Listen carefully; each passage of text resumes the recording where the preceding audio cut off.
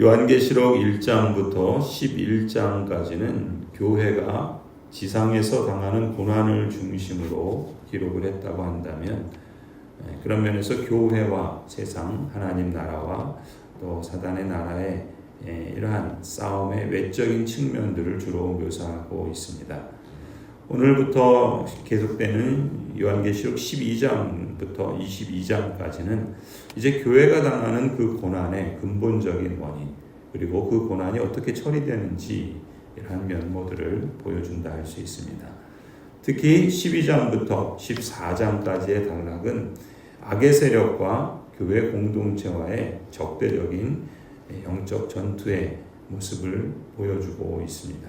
하나님 나라와 사단의 나라 사이의 전쟁의 깊은 내막과 본질을 보여주는 여러 환상들, 표적들로 구성되어 있죠. 또한 11장에서 두 증인의 사역을 통해서 드러난 교회 공동체와 그와 적대적 세력의 관계에 있는 악의 세력들을 좀 더 자세하게 풀어서 소개하고 있죠. 오늘 우리가 읽은 12장은 교회 공동체와 사단과의 적대적 관계를 여자와 용의 대립 관계를 통해서 상징적으로 소개하고 있습니다. 그리고 이어지는 13장에서는 적대적 세력으로 용과 또 용과 함께 부역하는 두 짐승을 소개하고 있죠. 그리고 14장에서 전반부에서는 이 적대적 세력으로부터 승리해서 하늘에 앉아있는 14만 4천 명의 모습을 기록하고 있고, 또 14장 후반부에서는 이 악의 세력들에 대한 최종적인 심판을 보여주고 있습니다. 그래서 그 이후에 전개되는 17장부터 20장까지 기록되는 최후의 심판의 내용들을 이 12장부터 14장까지가 함축적으로 담아내고 있는 것이죠. 이 12장부터 14장은 그런 점에서 교회 공동체가 겪고 있는 고난, 그리고 영적인 전쟁, 그리고 최후 승리라고 하는 이러한 모습들을 보여주고 있고, 반면에 사탄과 사단의 나라가 마지막까지 그리스도와 그의 교회를 대적해서 싸우는 영적 전투와 그들이 최후 심판을 받게 되는 그러한 내용들을 보여주고 있죠. 그래서 이 12장부터 14장은 계시록 전체의 메시지를 마치 축소해 놓은 듯한 그러한 내용들을 담고 있습니다. 이런 전체적인 흐름과 구조를 기초로 해서 우리가 본문들을 좀 더 살펴보면은 오늘 우리가 읽은 12장은 두 가지 테마를 갖고 있습니다. 하나는 전쟁의 테마이고 다른 하나는 출산의 테마입니다. 이 전쟁과 출산 테마는 이미 구약의 다니엘서에서 또 이사야서에서 잘 보여주고 있기에 그 구약의 배경을 갖고 있죠. 이스라엘과 짐승과의 전쟁 테마는 다니엘서 7장에 소개되고 있고, 또 출산의 테마는 이사야에서 곳곳에서 시온의 출산을 통한 새 이스라엘의 탄생을 말하고 있는 그러한 본문들을 배경으로 하고 있습니다. 다시 말해서 요한계시록의 계시적, 묵시문학적 표현들은 이미 구약에 예언된 선지자들의 말씀을 통해서 그 말씀들을 인용하고 다시금 보여주는 것으로 하나님의 말씀을 우리에게 증거하고 있는 것이죠.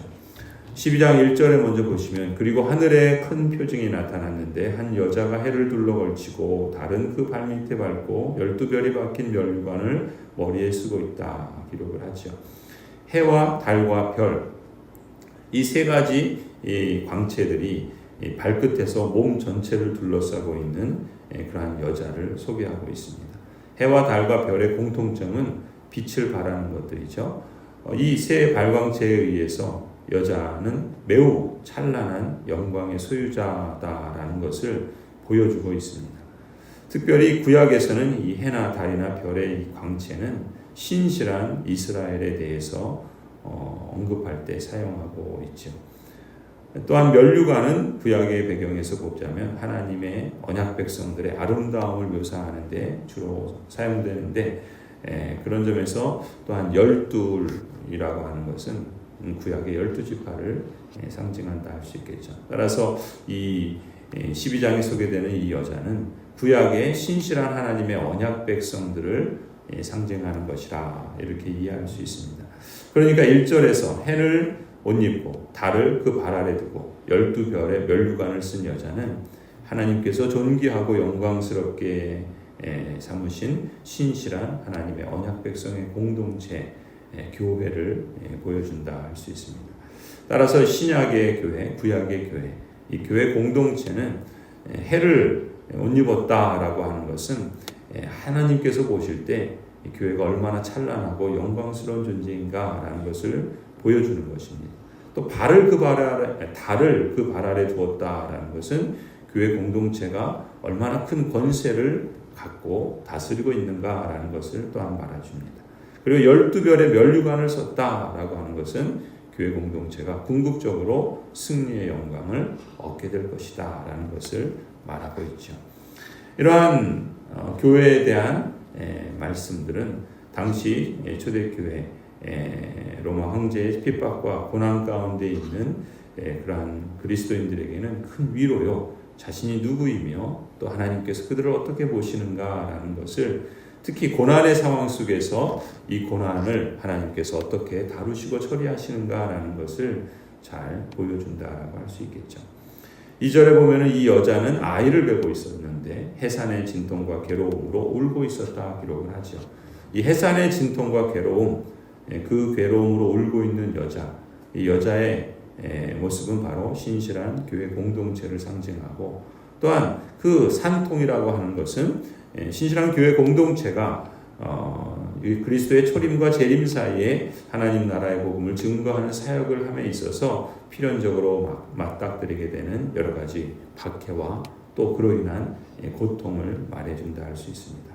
어두운 시대 속에서 참된 메시아의 오심을 기다리던 신실한 구약 백성들은 산고의 고통을 겪으면서 인내했던 것처럼, 그리고 신약의 교회 공동체 역시도 온전한 하나님 나라가 완성될 것을 기다리면서 해산의 고통 가운데 하나님 나라를 증거하는 믿음의 신실한 길을 걸어가며 또한 살아내야 했던 것이죠. 동일한 연장선상에서 오늘 우리 그리스도인들도 우리의 삶의 현실에서 그리스도께서 다시 속히 오셔서 그리스도께서 통치하시는, 그리스도께서 다스리시는 의의 통치의 나라가 온전히 완전히 이루어질 것을 소망한다 할 수 있겠죠. 그날이 오기까지 교회는 온전한 순종으로 여러 가지 핍박과 어려움이나 고통과 또 산고의 그런 과정 속에서 인내하며 하나님 나라를 증거하고 또 이루어가는 그러한 공동체로서 존재한다라는 것을 우리가 잊지 않아야 하겠습니다.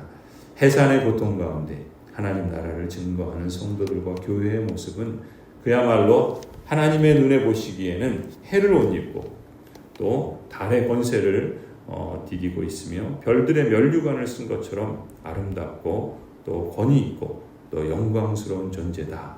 하나님께서 그렇게 보신다라는 것을 우리도 또한 기억해야 할 줄 믿습니다. 계속해서 3절을 보시면 또 다른 표징이 하늘에서 나타났습니다. 머리 7개, 뿔 10개가 달린 커다란 붉은 용 한 마리가 있는데 그 머리에는 왕관을 7개 쓰고 있었습니다. 그 용은 그 꼬리로 하늘의 별 3분의 1을 휩쓸어서 땅으로 내던졌습니다. 그 용은 막 해산하려고 하는 그 여자 앞에 서서 그 여자가 아기를 낳기만 하면 삼켜버리려고 노리고 있었습니다. 한 붉은 용의 그 표징을 보여주고 있죠. 그 붉은 용은 머리가 7개고 뿔이 10개고 그 7개의 머리에는 7개의 면류관이 있다. 그리고 그 꼬리로는 하늘의 별 3분의 1을 끌어다가 땅에 내던졌다라고 표현하고 있습니다. 그렇다면 이 용은 무엇을 상징하는가? 그걸 구체적으로 9절에 보면은 말씀해 주고 있죠. 그래서 그 큰 용, 곧 그 옛뱀은 땅으로 내쫓겼다. 그 큰 용은 악마라고도 하고 사탄이라고도 하는데 온 세계를 미혹하던 자입니다. 그 용의 부하들은 귀신들이겠죠. 타락한 천사들도 그와 함께 땅으로 내쫓겼다. 하늘에 있었던 하나님의 그러한 심판, 타락한 천사에 대한 하나님의 그러한 심판을 보여주고 있죠.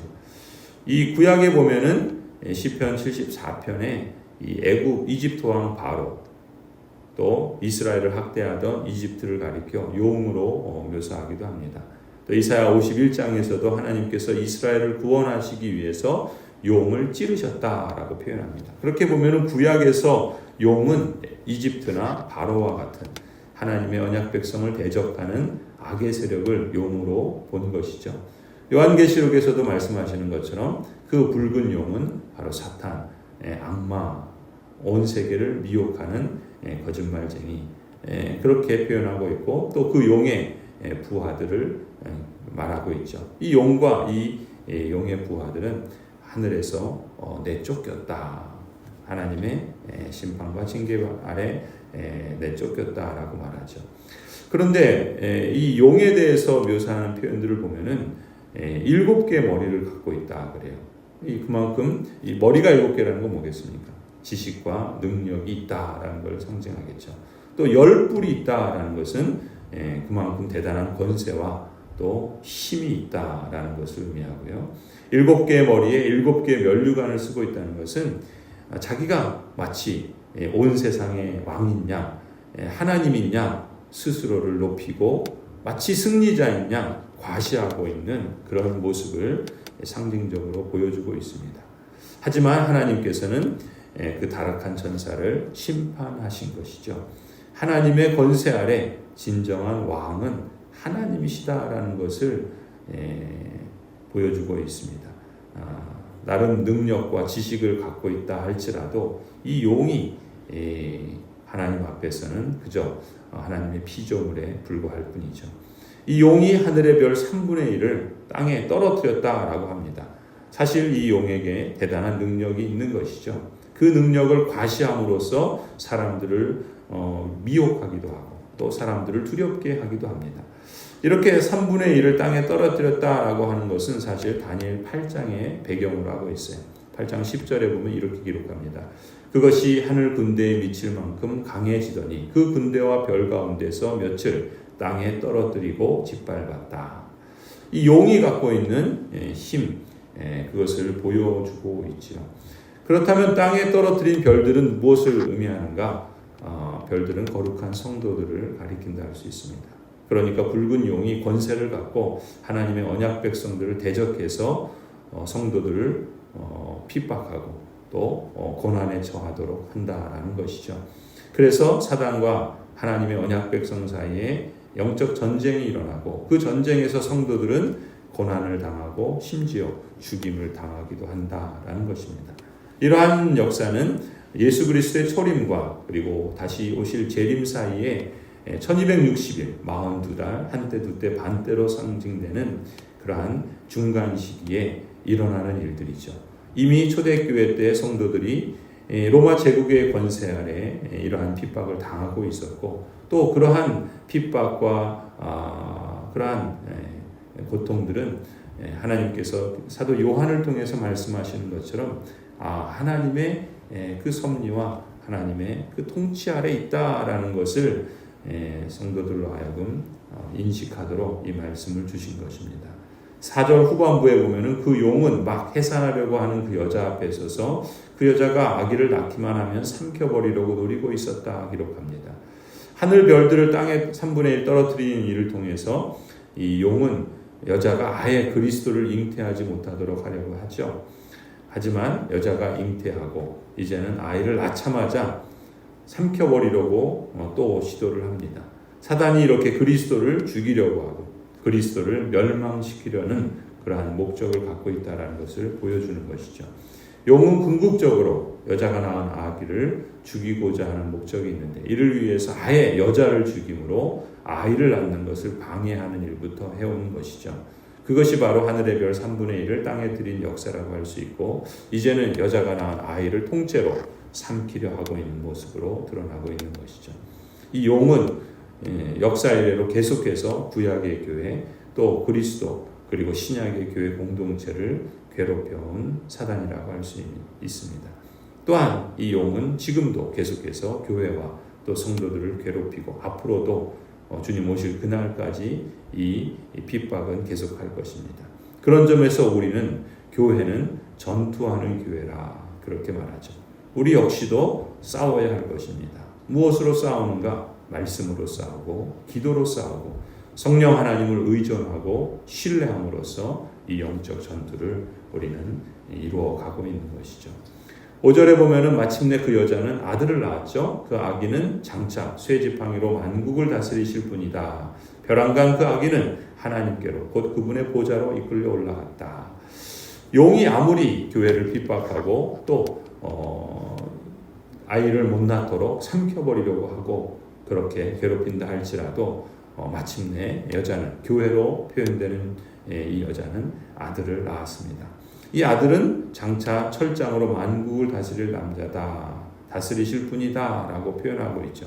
시편 2편을 배경으로 볼 때 이 여자가 낳은 아들은 메시아 그리스도입니다. 바로 예수 그리스도를 가리키죠.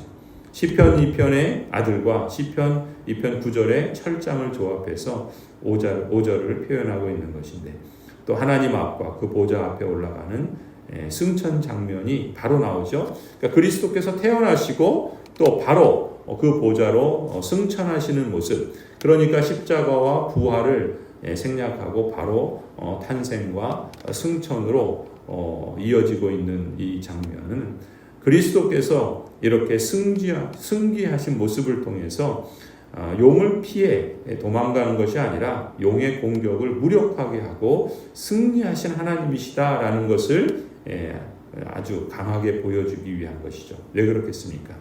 당시 초대교회 성도들, 그리고 역사 속에 모든 그리스도의 재림을 기다리는 성도들은 이 용의 핍박과 고통 가운데 있어서 그때 승리하신 그리스도를 바라보는 것이 승리의 큰 위로와 힘이 되었던 것이죠. 그것을 강하게 보여주고자 하시는 하나님의 선하신 뜻이라고 할 수 있습니다. 이 아이의 탄생을 저해하려던 이 용, 이 사탄의 시도도, 그리고 아이를 통째로 삼키려고 했던 사단의 모든 계략도 사실상 물거품이 되죠. 마찬가지로 교회 공동체도 사단이 아무리 공격하고 핍박하고 삼켜버리고 없애버리고 던진다 할지라도 교회 공동체는 하나님에 의해서 승리하게 될 것이다 라는 것을 오늘 말씀을 통해서 확증해 주시는 것이죠. 사단의 시도는 실패하도록 운명지어져 있는 것입니다. 사단의 사악한 시도는 그야말로 물거품이 되도록 하나님께서 정하신 것이죠. 철장으로 철새고랑으로 만국을 다스릴 예수 그리스도, 그리스도께서 이 세상에 오셨고 당신의 메시아적 일을 완수하셨으며, 그리고 하나님의 보좌 우편에 승천하여 앉으신 분이십니다. 지금도 하나님께서 교회를 통해 또 성도들을 통해 우리를 향하신 하나님의 계획을 친히 이루어 가시는 분이시죠. 그러므로 우리는 그런 점에서 염려하지 말아야 할 것입니다. 왜 그런가? 사단보다, 용보다 훨씬 크고 위대하신 분, 승리하신 분, 또 우리에게 승리의 영광을 가져다 주실 분이 우리 주 예수 그리스도이시며 또한 전능하신 하나님 아버지이시기 때문에 그렇죠. 그런데 6절을 보면은 그 여자가 광야로 도망을 칩니다. 거기에는 1260일 동안 사람들이 그 여자를 먹여 살리도록 하나님께서 마련해 주신 곳이 있었다라고 기록합니다. 광야는 뭐겠습니까? 이 세상을 말하겠죠. 그러나 그 광야에서 하나님의 보호가 있고 양육이 있고, 또 그 광야는 어찌 보면 사단이 예수님을 시험한 것처럼 또 광야 생활에서 끊임없이 이스라엘 언약 백성들을 공격했던 것처럼 사단의 공격이 있는 곳이기도 합니다. 이러한 양면성이 있는 곳이 이 광야인데, 6절에서는 이 광야가 하나님의 보호와 양육의 현장이다라는 것을 잘 강조하고 있죠. 광야에서 여자는 하나님이 예비하신 피난처 속에 거하면서 잘 양육을 받고 있는 것입니다. 그리스도의 신부로서 아름다운 신앙의 자태를 드러내기에 부족함이 없도록 하나님께서 교회를 양육해 주시고 보호해 주시고 지켜 주시는 것을 말씀하고 있죠. 1260일 동안 즉 그리스도의 초림과 재림 사이의 이 기간 동안 광야 같은 이 세상 속에서 하나님의 보호 아래 교회가 있다라는 것을 잘 말씀해 주시는 것입니다. 이스라엘에게 하나님께서 만나로 먹여주신 것은 그저 육적으로 이스라엘을 먹여주신 것만이 아니라 하나님의 생명의 말씀으로 양육해 주신 것을 의미하는 것이죠. 그래서 하나님의 언약 백성들이 온전히 하나님께 순종하고 하나님을 사랑하고 하나님을 경외하는 거룩한 백성으로 만들어 가시려고 하는 하나님의 섭리가 있었던 것처럼 이제 광야에서 하나님께서는 신약의 교회 공동체에게 오늘날 우리 교회들과 모든 성도들에게 말씀으로 또한 기도로 성령으로 사랑으로 은혜로 양육해 주시는 줄을 믿습니다. 여자가 용은 여자를 쫓아오지만 하나님께서 마련하신 이 광야의 피난처에서 여자는 안전하게 양육을 받습니다. 그 기간이 1260일이다 그랬죠. 그리스도의 초림에서 그리스도의 재림까지의 기간을 상징합니다.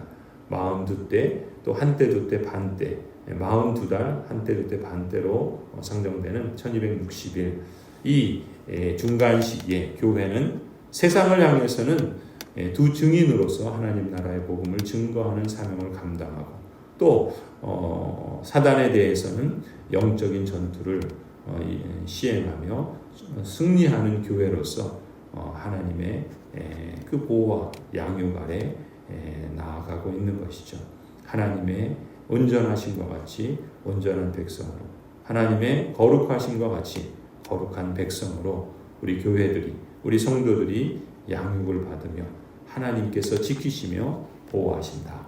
그러므로 우리가 이 중간 시기에 이 종말의 기간을 보내는 동안 하나님께서 어떻게 고난 속에서 우리와 함께 하시고 또 그것을 승리로 완성하실 것인가 그것을 늘 바라보면서 이 믿음의 여정을 굽히지 않고 한 걸음 한 걸음 늘 주님과 동행해야 할 줄로 믿습니다.